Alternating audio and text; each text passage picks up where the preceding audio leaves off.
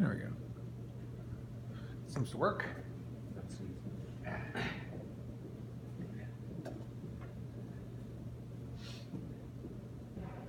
All right. So to begin, before we jump into cost of capital, I wanted to say a few things just about the previous lecture. We did CAPM. From CAPM, the important things are understanding how systematic risk works, how diversification works, how the value of diversification changes based on the correlation of assets that you're adding to your portfolio. And so those are kind of, and obviously the CAPM formula work is important. This upcoming quiz, which we will have this coming week, we will mostly focus on CAPM just because this class was sort of canceled. We will have maybe 3 questions on cost of capital and capital structure, but the rest will focus on CAPM in that particular chapter.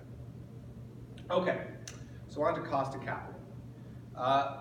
Cost of capital is the exact same equivalent kind of thing we've been looking at with respect to CAPM, but we're just flipping on its end now. In CAPM, we're asking, what can the investor get for a rate of return for investing in a particular security? But you can flip that question around and ask equivalently, well, what does the manager of the firm have to pay if he's managing these particular assets? So CAPM tells us that the greater the amount of systematic risk you take on, the higher expected return you can expect. Well, that's going to be the same kind of thing that the CEO of Tiffany's is going to face.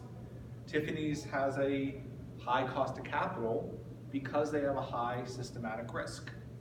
So that's what we're kind of going to do. So why is this important? Because again, we're looking here at the required rate of return on an asset, and it's going to depend on the risk level of that asset. We're going to look at what investors require as a rate of return on their investment, and how the market sees this risk. So we're basically going to kind of get to this idea of we're going to take the cost of equity and combine it with the cost of debt and then get to an overarching average cost of capital. This average cost of capital we're going to get to for the firm is going to call it WACC, or weighted average cost of capital. And that's going to show up prominently on this case that's coming up.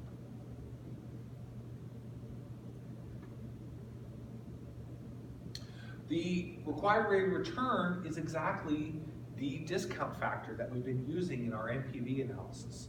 So on problem set 2, you're going to see some NPV type problems where the first step may be calculating the cost of capital. This is, we've seen this before. We're using R, required rate of return. It's all the same thing. Cost of capital, R, required rate of return, all of it, same exact thing. Obviously, we need to know the cost of capital before we can make a determination about whether NPV is positive or negative.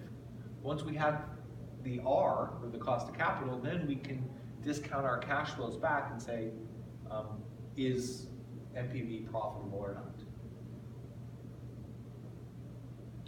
So, again, flipping this on its side, just if you like to think about it the other way, we're basically just going to take kind of our results from CAPM, some of our earlier results, and then flip them around and say the manager of the firm faces this exact same situation. The manager of the firm doesn't care about the return they get from investing in their own company. They're the ones who are on the other side of that, paying that return to investors. So again, to take that case of the Tiffany CEO, because they have high systematic risk, has to take a severe discount on the price of their equity and in fact pay a higher expected return because of that systematic risk. So what we're going to do, we're going to first start off with equity, then we'll go into debt, and then we'll combine these two to get to one cost of capital. We're going to primarily focus on common equity, There's one example here that I'll leave to everyone out there to do on their own, where it uses preferred stock, but we're going to focus primarily on common equity. So how much does the market or do investors require for holding stock? This is the fundamental question behind cost of equity. The cost of equity is the return required by equity investors for the risk of the cash flows from the firm. And we can measure this in one of two ways. We can measure it using the typical dividend growth model, which we've seen all the way back from, I think, third or fourth week, right before the midterm. We did a bunch of dividend growth model type questions, or we can measure it using CAPM. Dividend growth model is going to be the kind of easier way to go at things, so we'll do that one first, and then we'll jump in to kind of do a refresher on CAPM. So dividend growth model. We've all seen this one before, but remember, if you have a dividend that goes in perpetuity and has a particular growth rate, well, we can price that as P sub 0 equal to D1 divided by R minus G, where R here is the return on equity, or the cost of capital associated with equity. Rearranging things, we get to the exact R. R is going to be D1 divided by P0 plus G. Right. This is the required rate of return for investing in equity. So, simple example. Suppose that your company is expected to pay a dividend of $1 per share next year. There's been a steady growth in dividends of 5.1% per year, and the market expects that to continue. The current price is 25. Well, what's the cost of equity? Well, it's a simple one. We just take our yearly dividend, divide it by the current price, and then add in that growth rate G. And we get to an 11% cost of equity. So what this means is I, as an investor, demand 11% rate of return on my investment if I'm going to buy this. Equivalently, if we flip this around, the manager of this firm is going to suffer an 11% cost per year for issuing equity.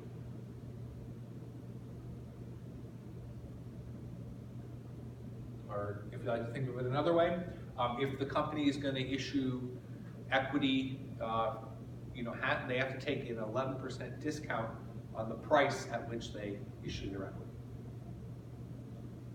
So where does this G come from? This G is, the growth rate of dividends. This isn't, there's no real strong scientific method here to get into, what is the actual growth rate of dividends. We're just going to use kind of for a basis the historical growth rate of dividends to get to G. There's going to be different ways to get to this, but we're really, in a simplistic sense, just going to concentrate on the last few years and look at how dividends have grown over that time period. So let's say I give you a bunch of data. Say here's the dividend that was paid on each annual year. We see the first dividend being 1.23, then a 1.30 dividend, and then 1.36 on down the line. And then we look at the percent change each year. That first year, the increase was 5.7%. The next year was 4.6. Then it was 5.1, and then 4.9. When we average all of these out over this 5-year period, we get an annual dividend increase of 5.1%. So this is kind of roughly how we would get to our measure of G. Right? Just using historical growth rate of dividends. Nothing real crazy here. What's the problems of using the dividend growth model? Well, we've seen this before. Most companies don't pay dividends, especially nowadays, right? Only our biggest companies pay dividends. So this model is not going to work at all if you're dealing with a small tech company. Sometimes dividends aren't growing at a constant rate. So any way we try and measure G is going to be extremely off. And This model is extremely sensitive to that measurement of G. An increase of the growth rate of dividends by just 1% will increase the cost of equity by 1%. And the big thing is, this has nothing about systemic risk in it. There is no notion of beta here, so that's a big limitation of this model. The next one, the preferred one, if we can pull it off, CAPM. CAPM is nice because all we really need is an estimate of where the market's going to go and the company's beta.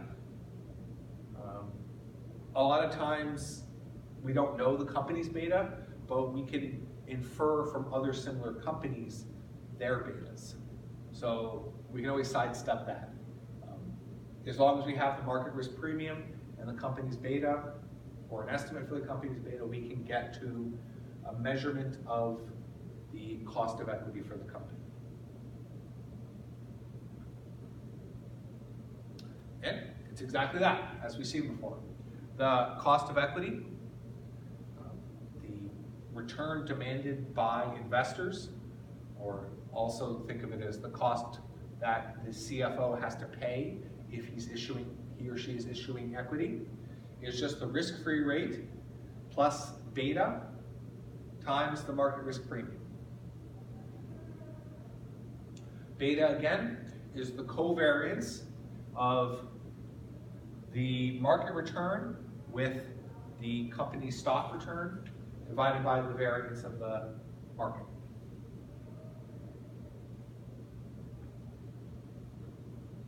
Simple example on cost of equity.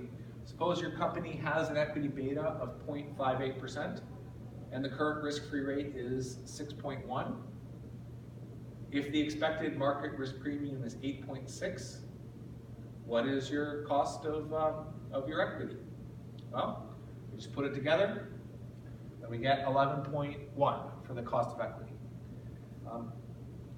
So we can see right off the bat here, this company would be something similar to Walmart or maybe GE, because the beta is way under 1. It's at 0.58, so it has half the systematic risk of the market.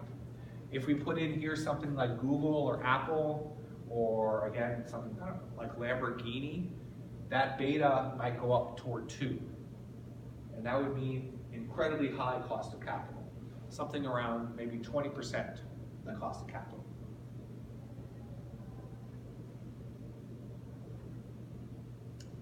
What's going to be the limitations of this approach? Well, one, we need to have an estimate of beta. We need to have an estimate of how we get the expected market risk premium. And we're using the past to predict the future. So that's going to be a major limitation, right? Just because the beta has been 2 going backwards in time doesn't necessarily mean that you'll have the same beta going forward. But all in all, this approach, this CAPM approach, is still going to be preferred to the dividend growth model. So we got cost of equity. The next thing we have to do, cost of debt. Cost of debt, not too hard, especially for any question I ask you in this class. Cost of debt, the only thing it really relies on is the risk of bankruptcy. If we can estimate the risk or the probability of bankruptcy, then we can get to a cost of debt. So cost of debt is what debt holders require to hold the company's debt. So from before the midterm, cost of debt was just the yield to maturity, or YTM. So if you have the YTM of the company, you have their cost of debt. We're going to estimate it using calculating the YTM of existing debt. We may also use estimates of current rates based on bond rating we expect to issue for new debt. So just some people get confused.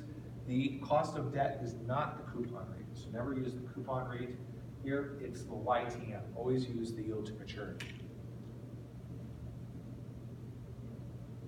Suppose we have a bond, and again, I want to preface this question by saying, I would never ask you to do this question because it does require a financial calculator or Excel.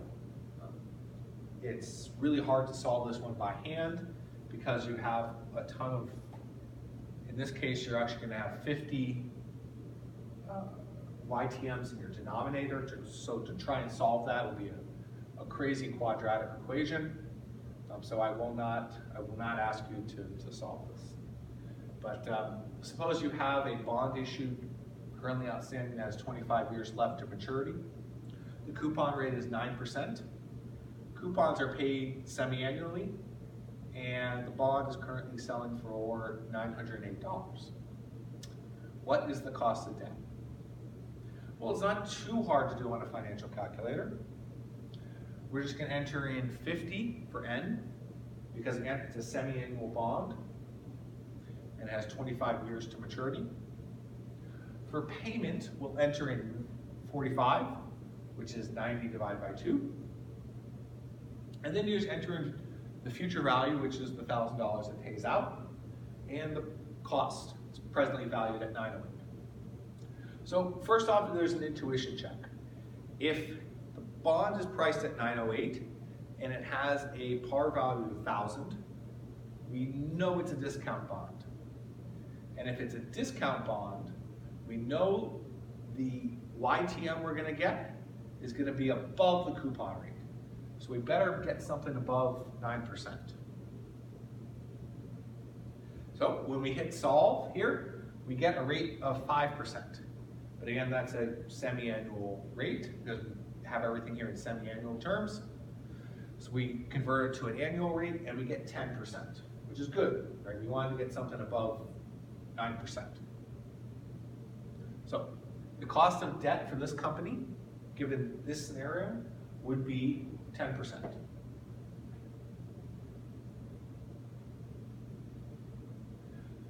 Now the last step. We're almost there. We have the cost of equity, we have the cost of debt. Now we're just going to put them together. And we're going to put them together according to their relative weights. The relative weights are just going to be based on the market value of debt and the market value of equity. Just going to weight them by how much the firm has raised in the past. A little bit of notation. E will be the market value of equity, which again will be the market cap of the company. It'll be its number of shares outstanding times the share price. And D will be the market value of debt, will be the number of shares, number of bonds outstanding times the bond price. When you put them together, you'll get the market value of the firm, or the asset value of the firm, which is just D plus E. So then, all we have to do, find the proportion in equity, the proportion in debt. Those are going to be our two weights, E over V and D over V. Now, we're just going to, the final step will be to multiply each of these weights by each of their respective costs of capital, the cost of debt and the cost of equity. There's one other little thing we have to do. In the US and in many other countries, the interest payments, the interest expense is tax deductible associated with debt. So we get to reduce the, we get to actually protect cash flows with the tax deductibility of this debt. And so the after-tax cost of debt actually creates a benefit for taking on debt. So the after-tax cost of debt actually becomes the cost of capital associated with debt, because there's R sub D, times 1 minus the tax rate. So the higher the tax rate that's being imposed on a company, the higher the corporate taxes, the greater the benefit of this tax deductibility of debt. We call this a tax shield, which we'll get to in 2 minutes. Dividends don't have this nice little feature of tax deductibility. Only debt does.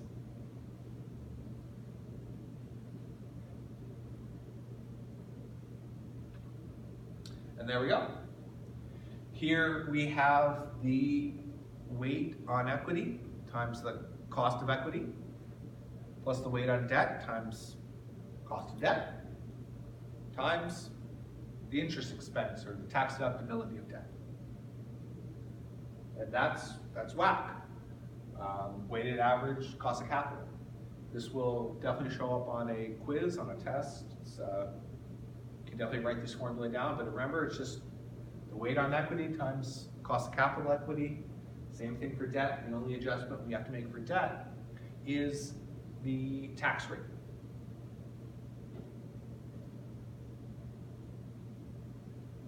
So let's try one out.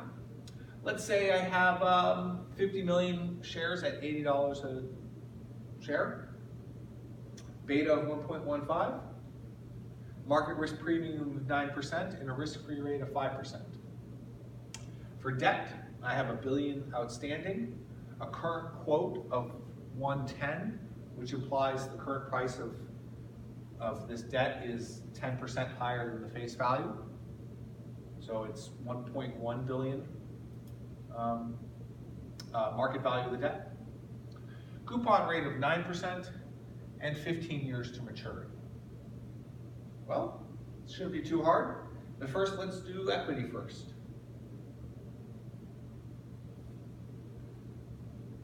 Cost of equity will just be that risk-free rate plus 1.15 times the market risk premium. So the cost of equity looks like about 15.35%. The cost of debt, again, we can plug this into the financial calculator and we would actually get the answer to spit out. We would get, if we enter everything in, you get 3.9, but since it's semi-annual, you have to convert that to 7.8. And once we take into consideration how much this high tax rate we're being hit with, which is 40%, the after-tax cost of debt actually falls all the way down to 4.7.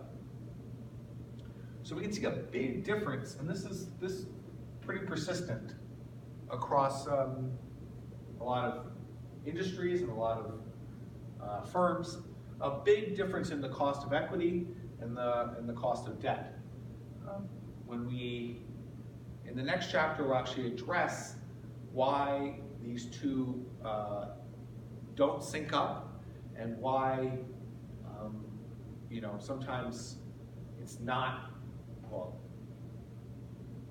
100% of the time, it's not optimal to have 100% debt. Right? It would seem like, well, why not finance all of your operations with debt if it's the cheaper of the two options? But in the next section, we'll address that.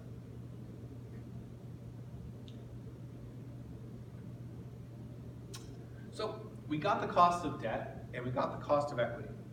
The next step is finding the weights. Well, the weights aren't too hard. If I calculate the market value of equity, I get to 4 billion because there's 50 million shares, 80 bucks a share, so that's 4 billion in equity. The debt, even easier. I know it trades at 10% above its face value, so the debt equals 1.1 billion. All told, that amounts to a $5.1 billion total value for the assets. And then we just calculate each weight. And you can see this company is funding itself with 75% equity, 78% equity, and 21% debt. Final step, put it all together, and we get a weighted average cost of capital of 13.06%.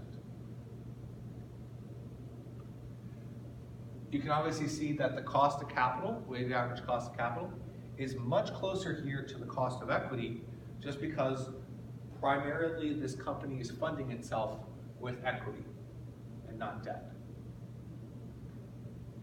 So we got to 13.06, which is much closer to the cost of equity. And so what does this tell us? This tells us if the company wants to go ahead with a project where the project is very similar to its current operations and it funds itself in a similar manner to this ratio. So let's say they want to go out and buy merge with a company that's in the same industry, and they're going to merge with this company, and they're going to use approximately 3/4 equity and 1/4 debt to do it. Then we know the cost of capital for this merger is going to be 13%.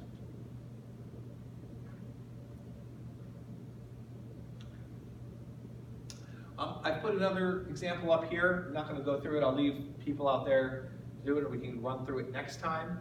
But here, the only difference is the addition of preferred stock. We know how to price preferred stock. So we can see here, the preferred stock has a $3 annual dividend and a $30 share price. Well, preferred stock we treat as a perpetuity, so it's pretty easy to get the cost of capital for this preferred stock, and in fact it's 10%, because 3 divided by 30 will give you a 10% discount, just using the perpetuity formula. And then the rest of this problem becomes just as straightforward as the one we just did.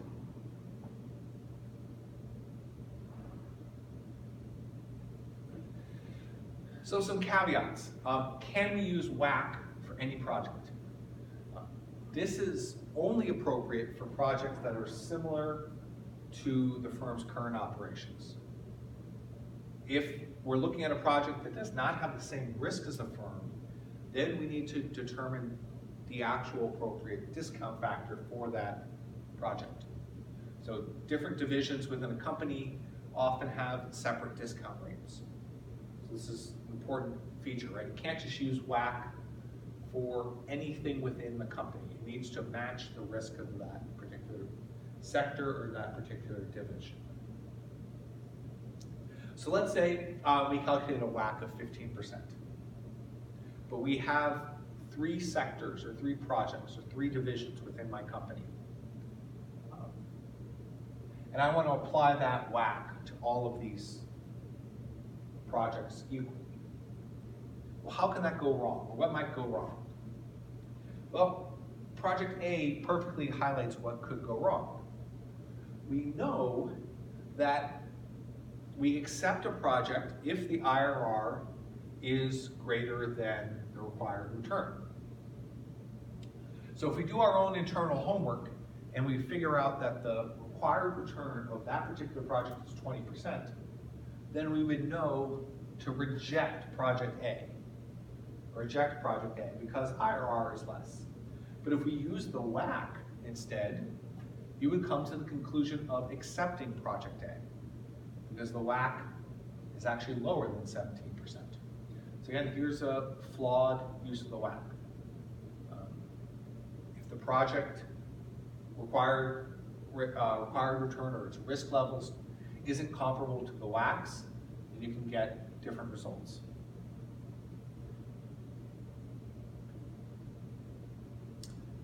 When to use weighted average cost of capital?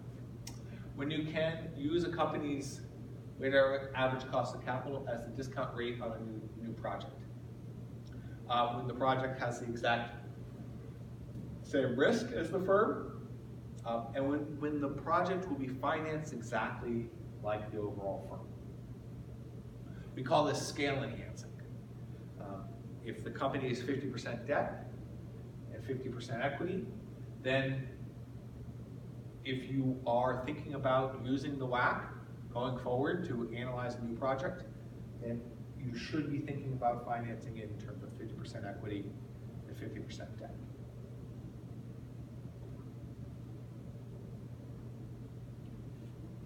So let's get into a little bit more. This might be actually a little bit complicated, so we can definitely go over this next class as well.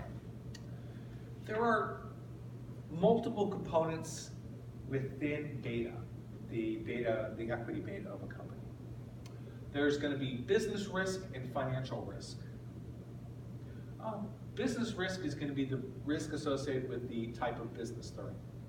And financial risk is going to be the risk that actually bumps up the beta more because of financial leverage.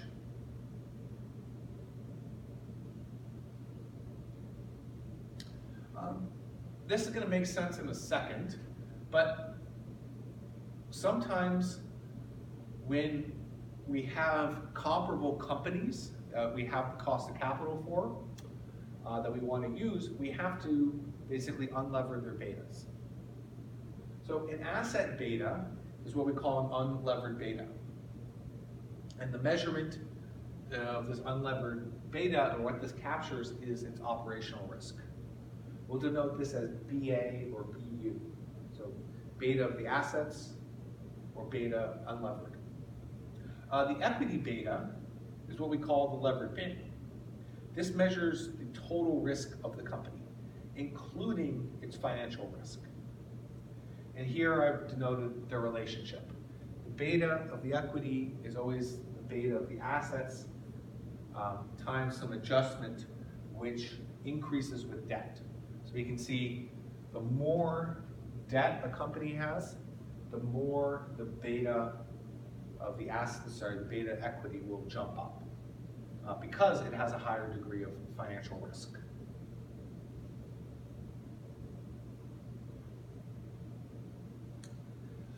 This is a nice, beautiful, simple slide which really gets to the trade-offs associated with capital structure, which we're going to actually go into in probably about 10 or 15 minutes. Why is it not always optimal to either have 100% equity or 100% debt? Well, there's some very basic trade-offs that are going on here, which we'll get to as we go through the capital structure discussion. But this is a good slide to come back to. The higher proportion of low-cost tax deductibility of debt follows as you take on more debt. So if you take on more debt, you get this nice benefit of lower cost tax deductible debt. You get to lower your cost of capital that way. But unfortunately, as you take on more debt, you have higher amounts of leverage, which will increase your beta and the cost of equity. And as you take on more debt, you actually have an increased cost of debt. So as a company takes on more and more debt, the proceeding debt holders say, you need to pay us a higher rate of return because you're a riskier company. And then to go back to the second point, as the company takes on more debt, the equity actually becomes riskier because there's a higher chance your equity will go to zero. And so the interaction of these three factors is going to determine whether debt is a good thing to take on or a bad thing.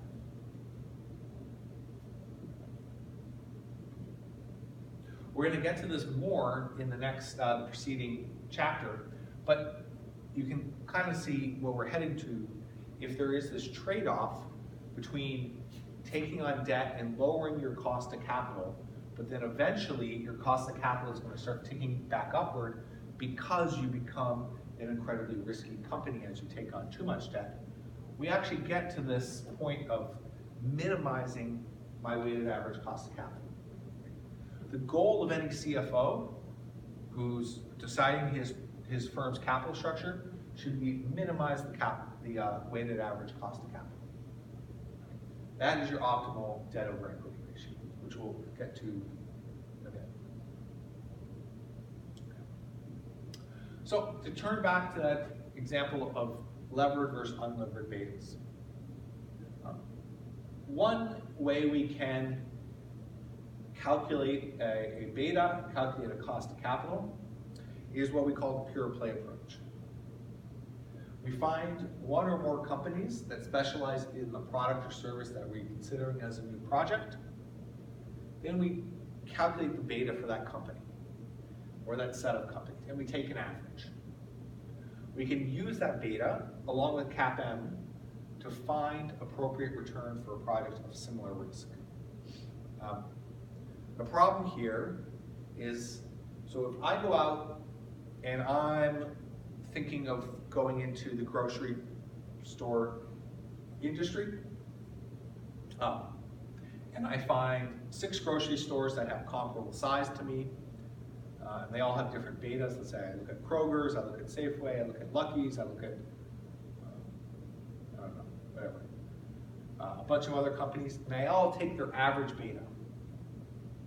The problem is, all of those companies need to have the same capital structure as me, or else that beta is different just based on the capital structure. But we can actually adjust for that. So the steps to adjust for this would be, identify a firm whose business is similar to that your project, adjust out the effects of the actual leverage by calculating the unlevered beta of that company, and then you're actually going to use the same formula and re-lever it to your target ratio, target leverage ratio. So the two main steps here are, you're going to find a comparable company out there, and then just take its beta. And then you're going to unlever the beta. So now you have an unlevered beta, and then now you're going to re-lever it so it matches your target leverage. Then you're just going to go through the steps of calculating cost of capital, cost of equity, cost of debt, etc. But the main steps here are steps 2 and 3, which I'll show you what I mean right now. Suppose you're a retail apparel store and you decide you want to go into the high-end restaurant business. How do you find this new business's weighted average cost of capital? Let's say you go out there and you pick Ruth Chris. Ruth Chris's as the most comparable line of business to the thing that you're going into or you're trying to develop. And you observe that Ruth Chris's equity beta, again, just by looking at their stock market returns and correlating them with the market, they have a beta of 1.25. But they're a much more risky company than you. They have 60% debt and 40% equity. You want to be slightly more conservative with 45% debt and 55% equity. So what we need to do here is take this beta, which has financial risk embedded in it, completely unlever it, and then re-lever it so that it matches my capital structure.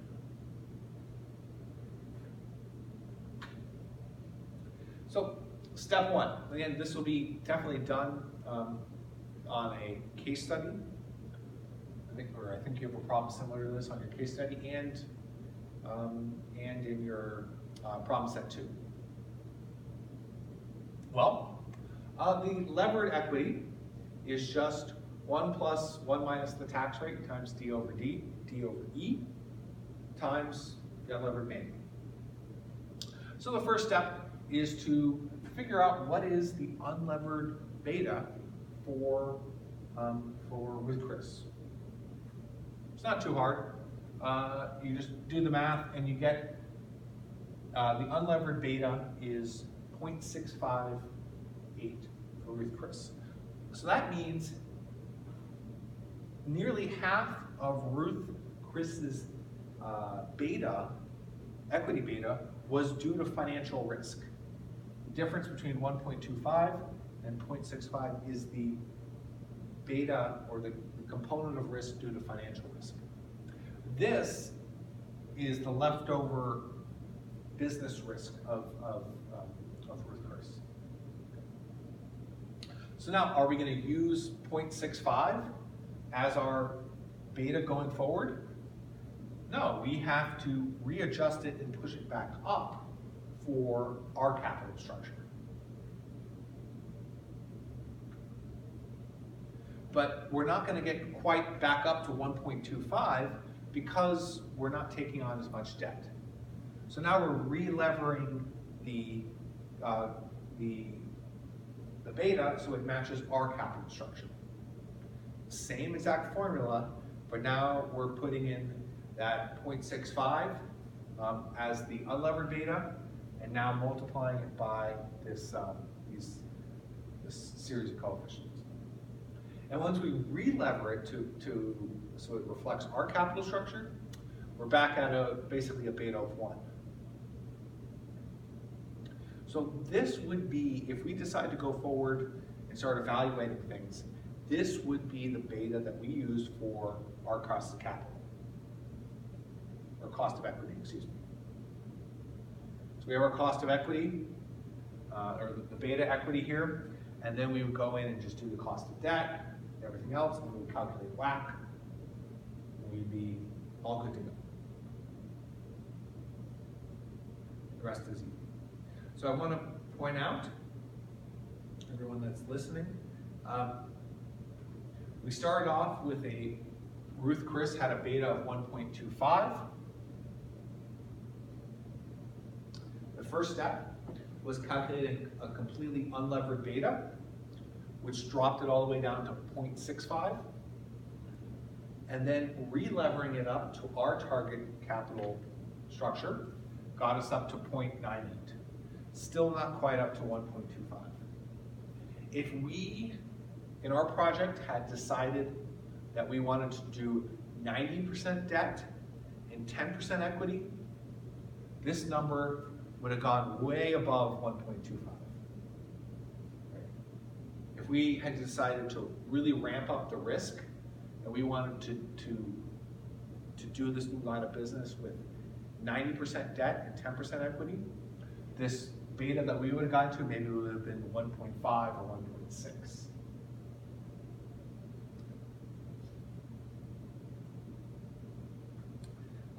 So that is kind of the first set of material in a nutshell. This will show up not so much on this next quiz, but will show up on the case and for problem set 2. You want to take a break or go right into it? Oh, okay. Any questions with it? No, it's good. Okay.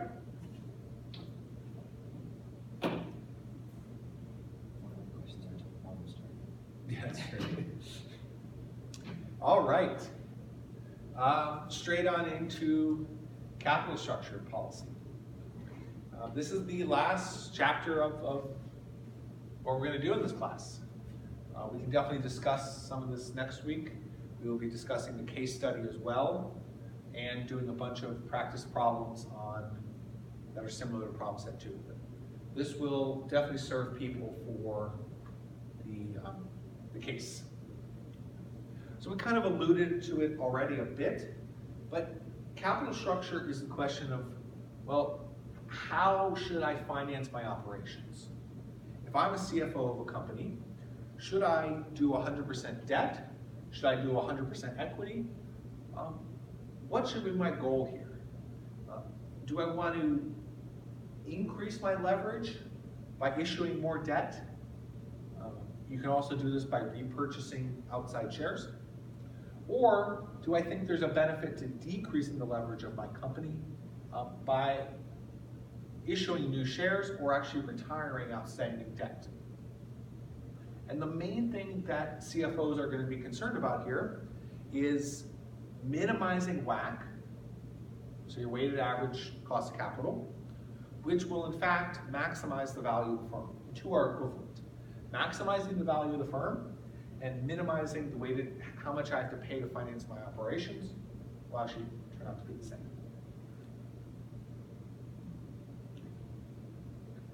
So, key here, minimize WACC. That's what we're aiming for. If we can minimize WACC, that point tells us what is the optimal capital structure. Okay? That'll tell us if we should be 40% equity and 60% debt, or something entirely different. And it's going to differ very much for different firms out there, for different industries.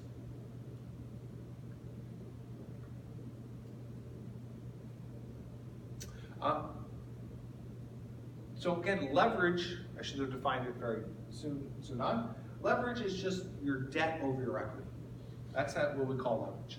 You can call it debt over total assets, but for the most part in this class we'll refer to it as debt over equity.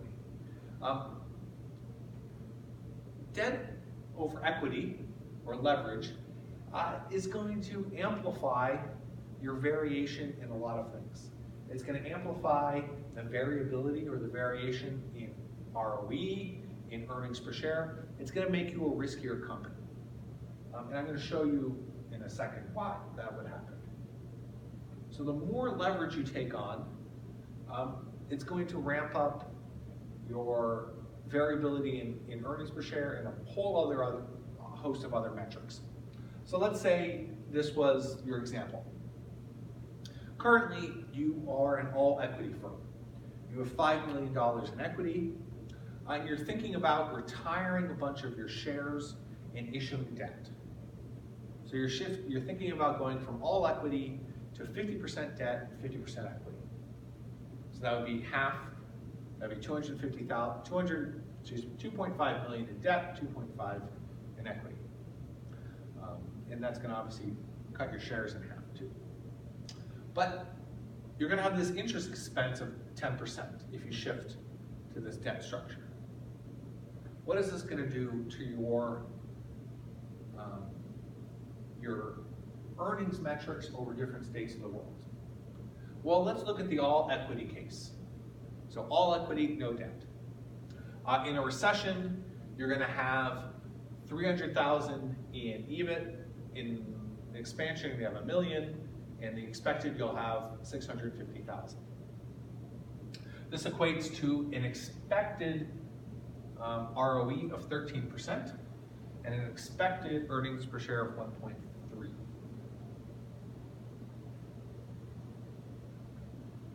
Now let's throw debt into the mix. Half debt, half equity. What does this do? Now you have this huge interest expense, which is really going to hurt you in a recession, and it's actually not going to, in an expansion, won't hurt you as much, but here we have our net income calculations. Here we have our ROE and earnings per share. Because we've cut the amount of equity down in half, we really bump up our earnings per share metrics and our ROE metrics in expansionary times. Okay. But you can see in recessionary times, we're really hurt. So here we cut the amount of shares in half and we cut the equity in half. This makes our expansionary periods look really great.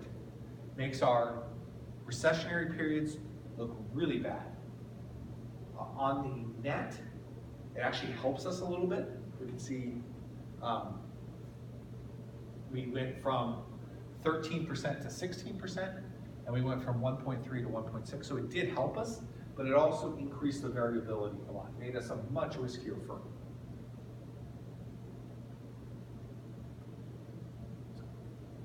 And this kind of highlights it.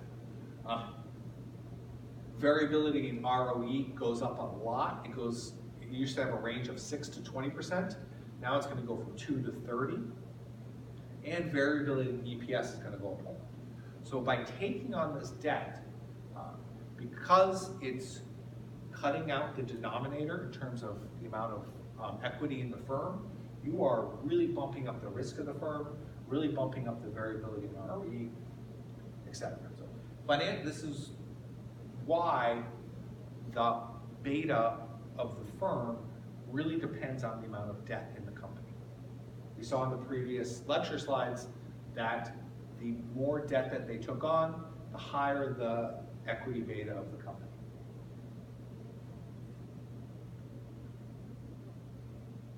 Here's an example of homemade leverage.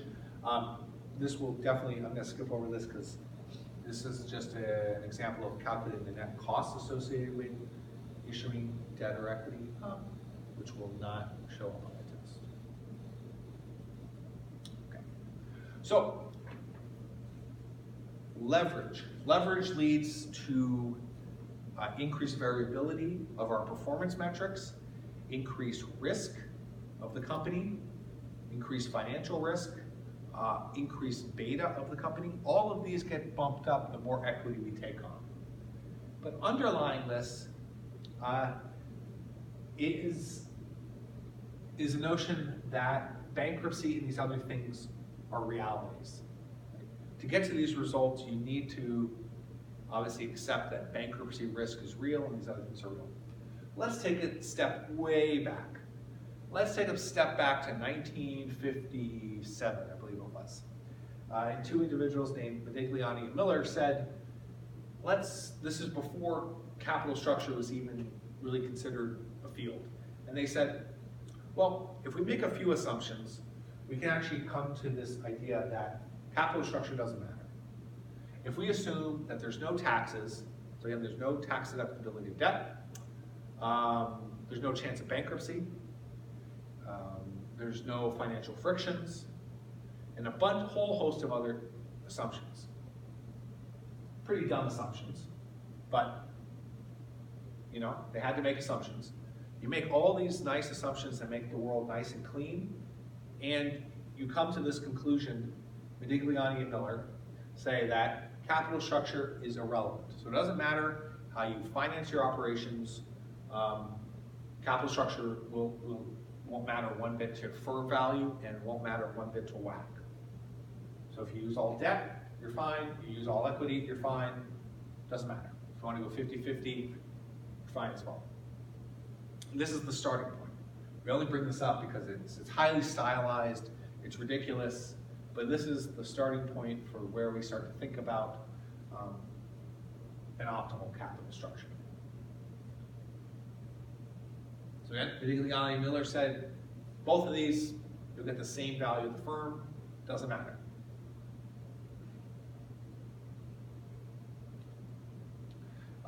The WACC of the, so Modigliani and Miller is saying the WACC of the firm is not affected by capital structure.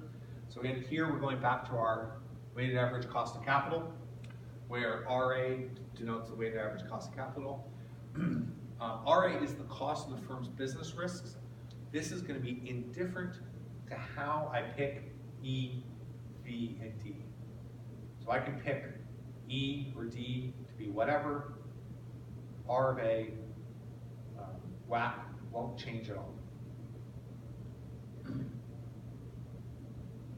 But let's go back to that differentiation between business risk and financial risk.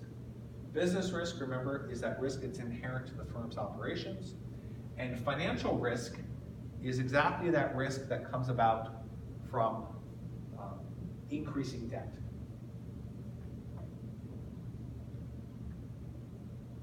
Modigliani Miller, if we adapt it just slightly and we allow for financial risk to come into play, well, what they're saying is, let's now allow financial risk to come into play.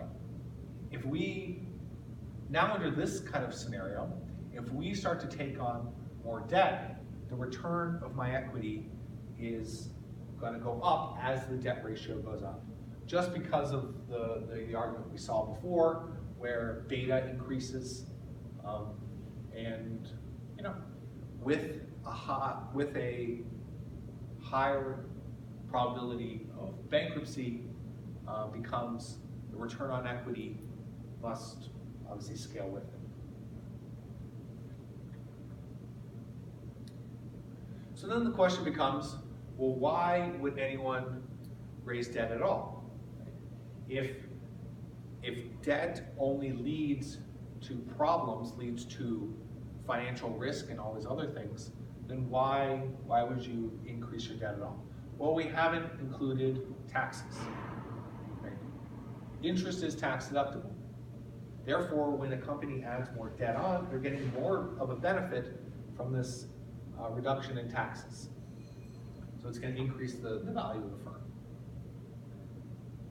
To kind of highlight that, let's look at the effect of leverage with taxes. So we have an unlevered firm and we have a levered firm. The only difference here is that interest there. So $500 in interest per year is going to reduce your taxable income, which is going to shield you from taxes. You can actually see your net income is lower. But when we go to calculate your cash flow from fixed assets, we put that interest expense back in, and you have a higher CFFA of 3,470. So it's actually higher by $170. because you're able to shield your cash flows by deducting this interest expense. Which again is an expense. You're removing this $500 from your taxable income. So you're paying less in taxes. We can actually calculate the present value of this. We call it an interest tax shield. So that annual interest tax shield we can calculate as the tax rate times the interest payment. So in that previous example, we get an annual tax shield of $170. We saw that right there. Your CFFA, cash flow from fixed assets, is $170 higher per year because you're shielding your income from taxes. We can actually calculate the present value of that. $170 per year as a perpetuity, we can calculate that. That's 170 divided by 0.08. We get to 2152. So the present value of this interest tax shield is $2,125. And if we want to use a very simple formula, the present value of the benefit of debt is just D times T. Right? It just simplifies to that. So if you want to calculate the present value of the benefit of debt, it's D times the tax rate.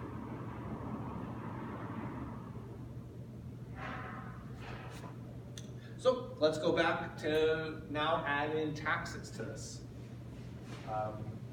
Let's go all the way back to the value of the levered firm.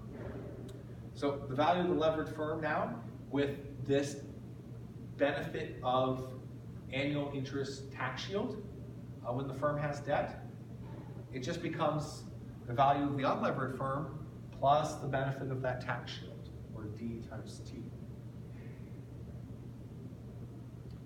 Again, we haven't taken into any of the costs associated with debt in this step. We're just saying debt purely has benefits here.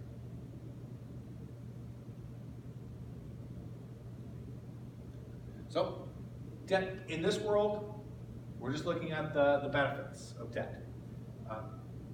Why wouldn't we be 100% levered, 100% debt, if the value of the firm just keeps going up with more debt we take on? We should just take on all debt so we get all of this benefit of tax deductibility of interest. Obviously that's too simplistic. We gotta add in bankruptcy costs, right? The last thing. So once we factor in taxes, bankruptcy costs, and financial risk, that is a complete picture, a complete appropriate picture of what Modigliani Miller should be. 100% debt, should be the optimal capital structure until we include bankruptcy costs. As we keep increasing debt, the probability of bankruptcy increases. And with this increase in probability, the expected costs of bankruptcy increase. So at some point, you keep adding a marginal value, you keep adding a marginal dollar of debt, the marginal benefit of that addition is below the marginal costs. And so the point, going all the way back to managerial economics, at some point the marginal benefit and the marginal cost of that additional dollar of debt have to equate, and that is the point we're looking for.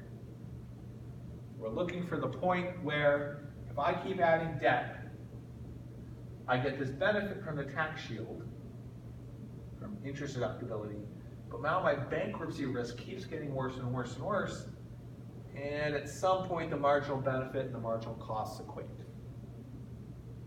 That's my optimal point. Obviously out here, bankruptcy costs are way too high, and way bigger than the tax deductibility of debt. And down here, when I'm all equity, I have very little risk of bankruptcy, but I'm not taking any advantage of the tax deductibility of debt.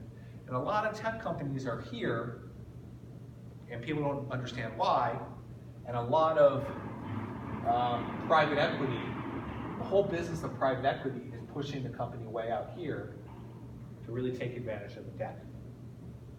So, okay. So the optimal capital structure, again, is the debt to equity ratio that balances the additional gain from the tax shield against the cost of financial distress. And that's how you get to your optimal point. I know it's a lot of hand-wavy stuff, but you can actually model this pretty well. If you like to think of it, this picture right here, where you're maximizing firm value, is the same as minimizing WACC. If you just flip everything on its own, over the other axis, it's the exact same thing.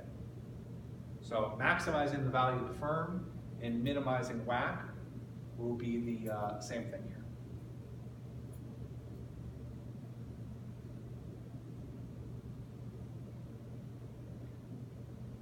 So conclusions about Modigliani and Owen. Case one, we had no taxes or bankruptcy costs. In this world, doesn't matter how you finance your company. You can use all equity, you can use all debt, totally irrelevant. Case two, we had corporate taxes but no bankruptcy cost. In this kind of world, you would want to be 100% debt. Right? There's no cost to taking on debt, so take on as much of it as possible. And then the third and most realistic view of the world, we have bankruptcy costs and corporate taxes. We want to find the point where the marginal benefit of an additional dollar of debt equals the marginal cost of that. And that'll be our optimal point.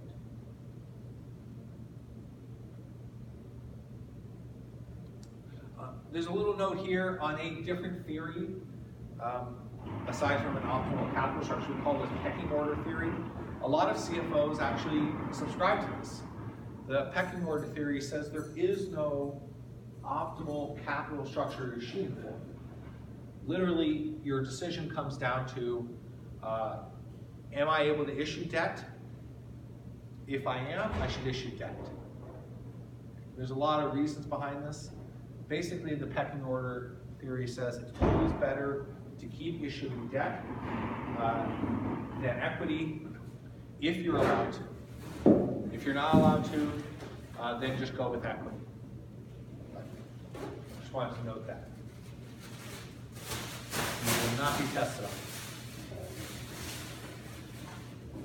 And interestingly enough, as previously mentioned, these optimal capital ratios are very different over different industries. Here we see like pharmaceutical companies have basically no debt. They have a debt over equity ratio of 7.25. Same thing with computers and internet companies. Very little debt. Then you look at other places like airlines have huge amounts of debt. Really taking advantage of the tax deductibility of debt.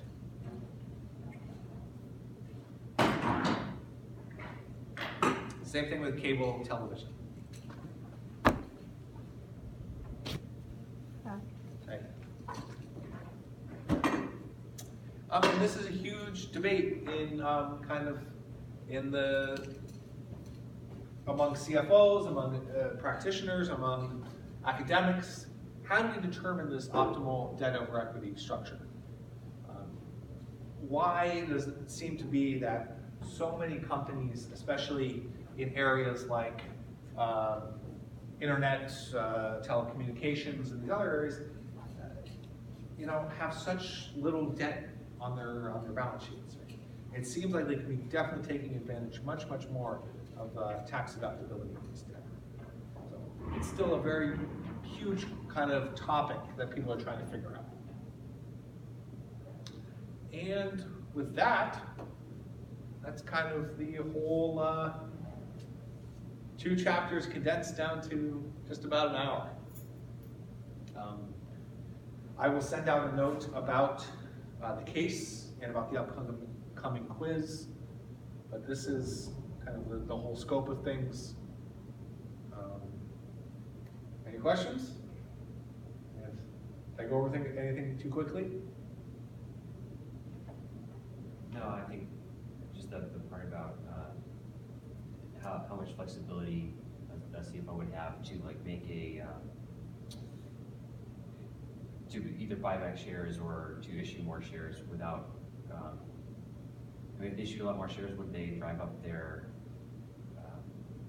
Be all the way cost back of- like, here? like yeah, the very first slide. So. Yeah. I guess what are the effects if they were to issue a bunch of new shares or you know, sell a bunch of treasury stock Yeah. to the world? Would that change the way that their equity financing like cost went versus? If they issue a bunch new shares, yes, because you're, yeah, if you ever issue new shares, what you're doing here is your D over E. If you issue new shares, you're decreasing your debt over equity ratio. And so when you buy back shares, which a lot of firms are actually doing over the last 2 months, if you buy back shares, you're decreasing the amount of equity there, and you're increasing your debt over equity ratio. So, and you can flip it around you can do the same thing by retiring outstanding debt. So, that's just basically like prepaying your existing debt holders back. And that doesn't lead to like a increase in a risk premium for equity holders because they're issuing new shares and they're expecting a lower return now because the earnings per share will go down. Oh, so you're saying okay, so I issue a bunch of new shares, my debt over equity ratio goes down.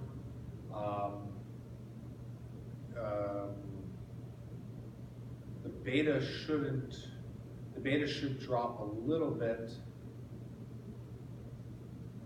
So yes, the premium, yes, it would lead to a slight decrease in the beta, or it should. I'd have to go through the math. But if you are diluting it so you're shifting more toward equity, then your equity beta should go down. Yeah. Because I guess the market cap wouldn't change, but the value of each share would. So when you issue